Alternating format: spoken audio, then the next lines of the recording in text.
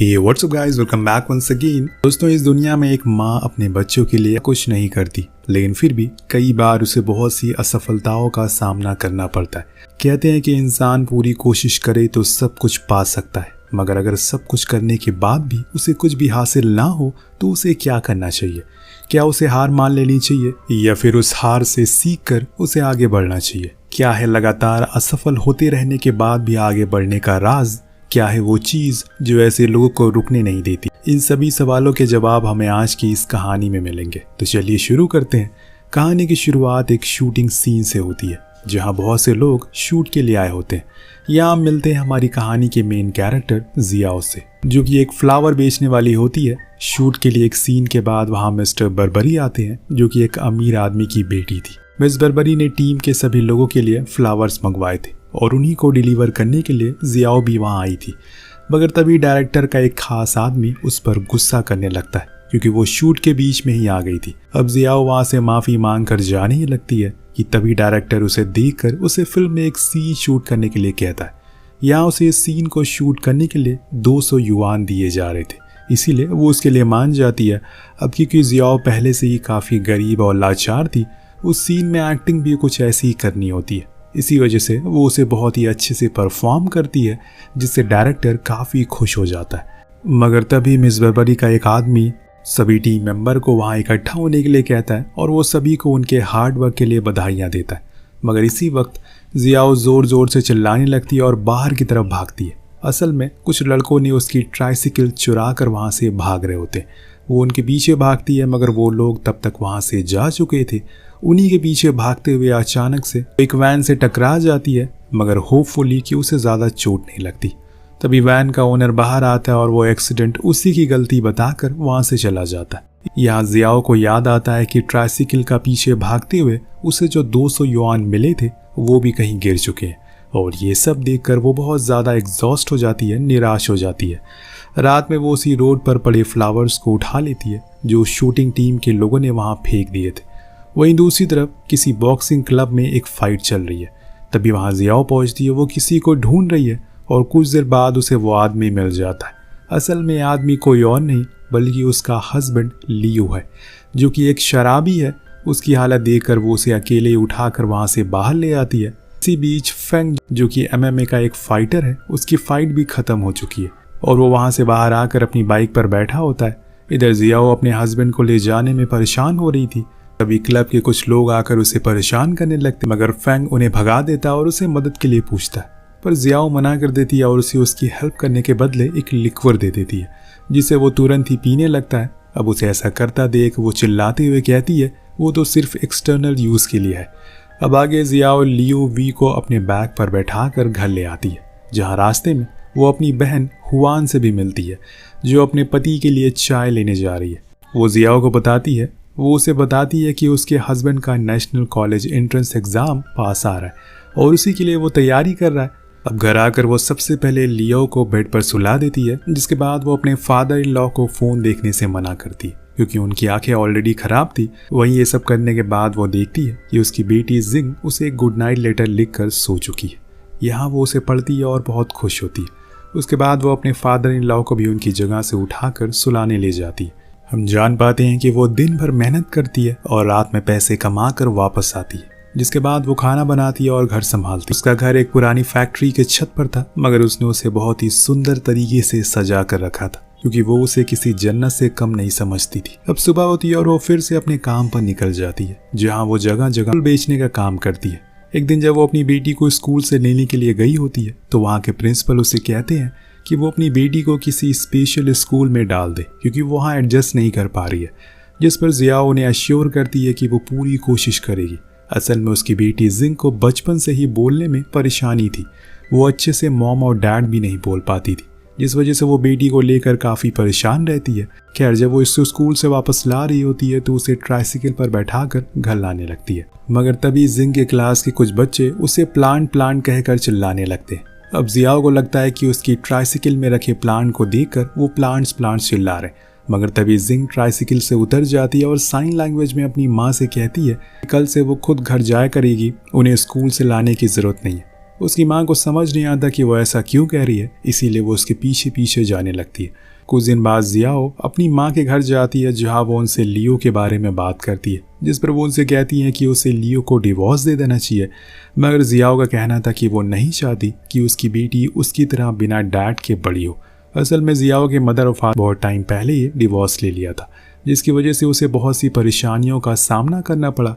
इसीलिए वो नहीं चाहती कि जिंग भी उन्हीं हालातों से गुजरे। और उसकी माँ उसे बार बार लियो को छोड़ने के लिए फोर्स करती है और कहती है कि उन्होंने भी जियाओ को अकेले ही पाला। पर इन सब की बातों से परेशान होकर वो अपनी बेटी को साथ लेकर घर चली जाती है।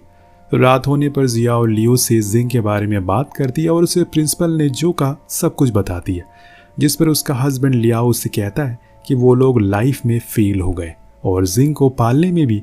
जियाओ से उसकी ज़िंदगी के सच को एक्सेप्ट करने के लिए कहता है और ये भी कहता है कि वो कुछ भी ठीक नहीं कर सकती।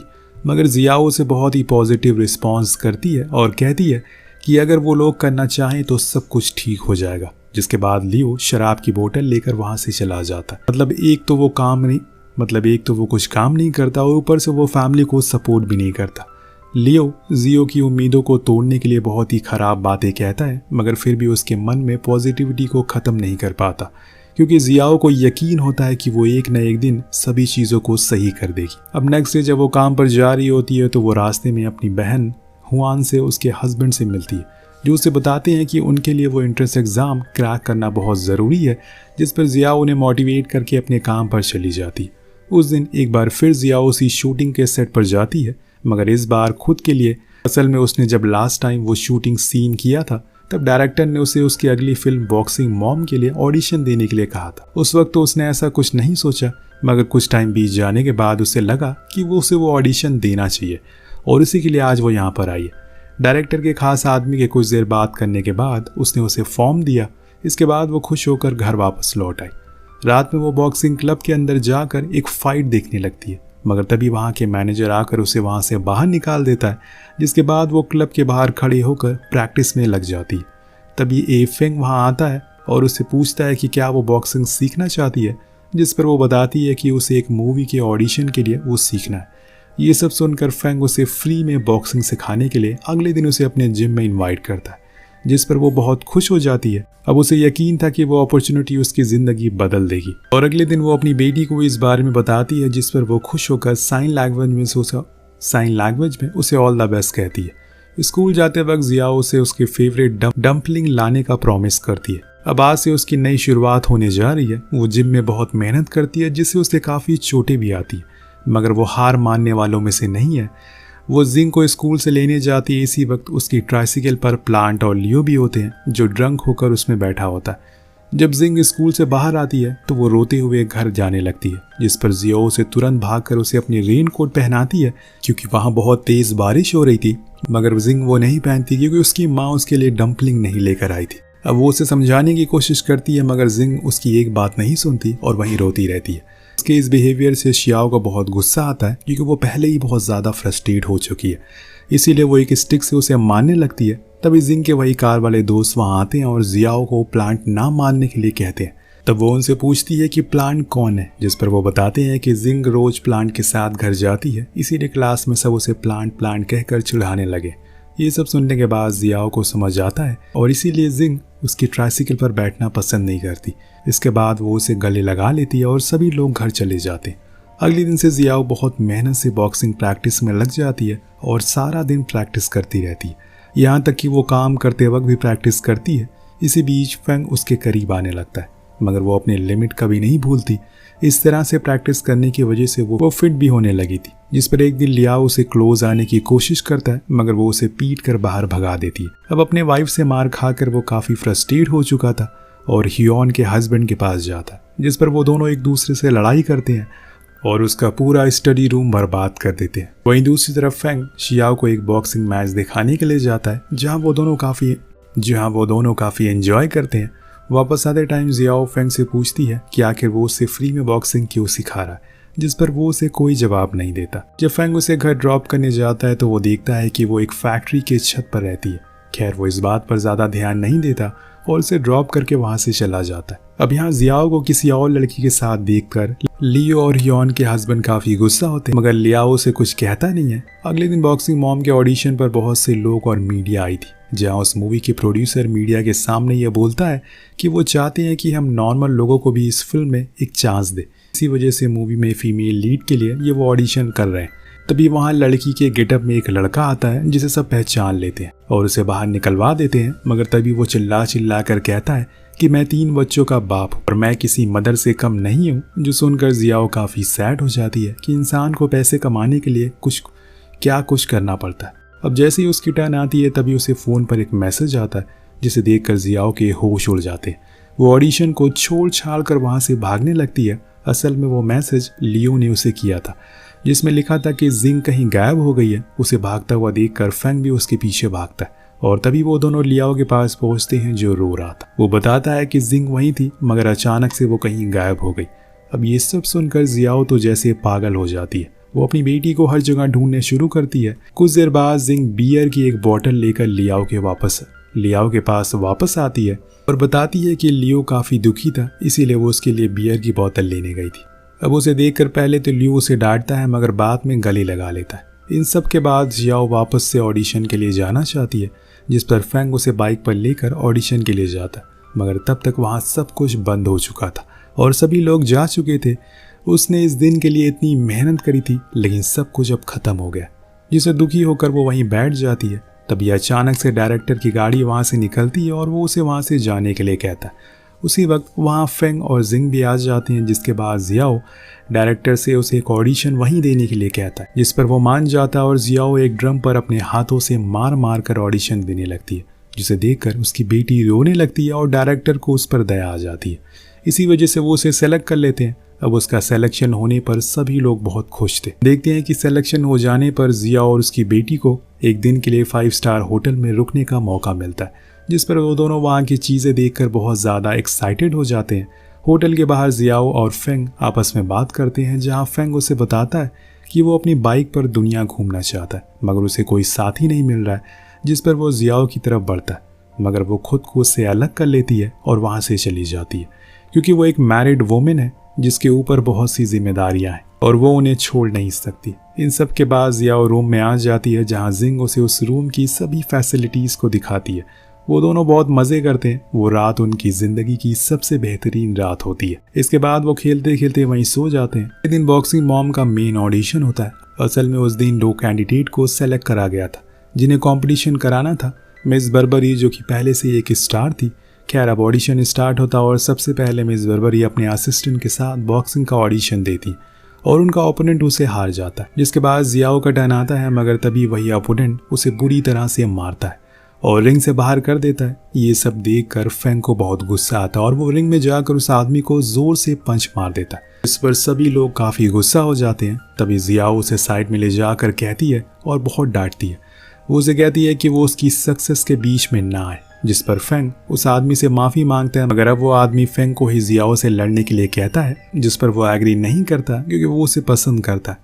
मगर उस सिचुएशन में खुद उसे उस पर अटैक करने के लिए कहती है। उसके अटैक से वो बहुत बुरी तरह से घायल हो जाती है, जिसके बाद वो दोनों वहां से घर चले जाते हैं। जब फेंग उसे ड्रॉप करने जा रहा होता है तभी रास्ते में उन्हें जियाओ की पूरी फैमिली मिल जाती, जो लियो के घर ले जाने की पूरी कोशिश में लगी हुई थी। उन्हें देखकर फेंग जियाओ को ये सब छोड़कर उसके साथ चलने के लिए कहता है, मगर जियाओ उसे वहां से जाने के लिए कहती है और अपने परिवार के साथ घर चली जाती। उस दिन के बाद से फेंग उसे कभी नहीं मिलता। वो समझ चुका था कि वो अपने परिवार को कभी नहीं छोड़ेगी। घर आने के बाद लियो सभी प्लांट्स के प्लॉट को तोड़ने लगता है। जियाओ उसे उठाने लगती है, मगर तभी लियो बहुत ही ज्यादा गुस्सा हो जाता है और जियाओ को उसे डिवोर्स देने के लिए कहता है, क्योंकि अब वो फेंग को और बर्दाश्त नहीं कर सकता। वो उसे समझाने की कोशिश करती है, मगर वो उसकी एक नहीं सुनता। उसकी बनाई हुई सभी डेकोरेशन को खराब कर देता है और सभी फ्लावर पॉट को तोड़ देता है। ये सब देखकर वो काफ़ी उदास हो जाती है और अगली सुबह अपनी बेटी को लेकर सारा सामान पैक करके वहाँ से अपनी माँ के पास आ जाती है और अपनी माँ से कुछ पैसे लेकर एक बहुत ही अच्छी सी ड्रेस लेकर वो ऑडिशन में दोबारा जाती है, जहाँ डायरेक्टर उसे फिल्म से निकाल देता है और घर जाने के लिए कहता है। असल में उन्होंने वो ऑडिशन सिर्फ मीडिया वालों की अटेंशन के लिए रखा था, क्योंकि एक्ट्रेस तो पहले से ही फिक्स थी, जिस पर अब जियाओ पूरी तरह से टूट चुकी है और घर वापस आ जाती है। तभी जिंग उसके पास आती है और उसे साइन लैंग्वेज में समझाती है कि वो अब स्पेशल स्कूल जाने के लिए रेडी है, क्योंकि अब वो और प्रैक्टिस नहीं कर सकती, वो उसे नहीं होगा। मगर जिया उसे प्रैक्टिस करते रहने के लिए कहती है और समझाती है कि चाहे कुछ भी हो जाए उसे कभी भी हार नहीं माननी चाहिए। जिस पर उसकी बेटी उससे कहती है कि उसने खुद भी तो हार मान लिया ना। अब ये सुनकर जियाओ को समझ आता है कि चाहे कुछ भी हो जाए वो अब हार नहीं मानेगी। अगले दिन वो फेंग के बॉक्सिंग क्लब में जाती है, जहाँ फेंग तो नहीं था मगर उसका दोस्त होता है, जिसे वो एक रियल में बॉक्सिंग मैच के लिए खुद को रजिस्टर करने के लिए कहती है। ये सुनकर पहले तो वो उसे समझाता है, मगर उसके इंसिस्ट करने पर वो मान जाता है, उसे एक फॉर्म देता है। पर इसके बाद जियाओ जी जान से अपने मैच की तैयारी करने में लग जाती है। वो दिन रात प्रैक्टिस करती है और बहुत कड़ी मेहनत करती है, क्योंकि उसे यकीन था कि वो एक दिन ज़रूर जीत जाएगी। प्रैक्टिस करते करते धीरे धीरे वो काफ़ी स्ट्रांग बनती जा रही थी। उसे ऐसा करता हुआ सभी लोग उसे प्रोत्साहित करते हैं। फाइनली जियाओ के मैच का दिन आ जाता है, जिसके लिए उसने इतनी तैयारी की थी। मैच में उसका कंपटीशन काका नाम की एक लड़की से होता है, जो ऑलरेडी उस कंपटीशन की 3 बार विजेता रह चुकी है। मैच स्टार्ट होता है, जियाओ अच्छे से लड़ रही होती है, मगर कुछ देर बाद काका उस पर भारी पड़ने लगती है और उसे बहुत मारती है। मगर जियाओ हार नहीं मानती, बार बार वो उठकर खड़ी हो जाती है। जियाओ को सभी लोग दूर से देख रहे थे। लियाओ, शिंग, हुआन और उसका हस्बैंड और फेंग भी, जो कि उस वक्त माउंटेन में होता है, वो भी उसे देख रहा था। वो सभी लोग उसकी जीतने के लिए प्रार्थना करते हैं। फर्स्ट राउंड में ही जियाओ काफ़ी घायल हो चुकी है। राउंड 2 में भी उसकी ओपोनेंट उसे बुरी तरह से मारती है। ये सब देखकर सभी की आंखों में आंसू आ जाते हैं कि एक माँ अपने परिवार के लिए क्या क्या कर रही है। जिंग भी जोर जोर से चिल्लाने लगती है। इतनी चोट लगने के बावजूद वो बार बार खड़ी हो रही थी। ये चीज़ दिखाती है कि उसका शरीर उसका साथ छोड़ रहा है, लेकिन उसका हौसला, उसकी हिम्मत अभी भी उसके साथ खड़ी है। जिसके बाद वो मैच ख़त्म हो जाता है और वो मैच हार जाती है। अब 6 महीने बाद हम डायरेक्टर को देखते हैं, जो उसके ही मैच को देख रहा था। अब वो उस एक्ट्रेस को निकाल देता है और उसे साइन कर देता है। उसी समय हम सभी को एक गेट टुगेदर पार्टी में देखते हैं, जहाँ अब सब कुछ ठीक हो चुका है और लियो ने भी अब शराब पीना छोड़ दिया है और अब पूरा परिवार एक साथ है। ये दोस्तों एक बहुत ही इंस्पिरेशनल स्टोरी है, जो हमें बताती है कि ज़िंदगी में बहुत सी प्रॉब्लम आती है और ज़रूरी नहीं है कि हमें हमेशा जीत ही हासिल हो। कई बार हमें हार का सामना भी करना पड़ता है, अपना 100% देने के बाद भी। मगर हर बार हमें उठ खड़े होना चाहिए, आने वाली परेशानी का डट कर सामना करना चाहिए, क्योंकि यही तो ज़िंदगी है जिसे हमने कभी भी उम्मीद नहीं खोनी चाहिए। और इसी के साथ हमारी ये कहानी यहीं पर ख़त्म हो जाती है। तो आपको कहानी कैसी लगी नीचे कमेंट करके ज़रूर बताएगा। मिलते हैं अगले वीडियो में। Thank you so much watching. Peace out.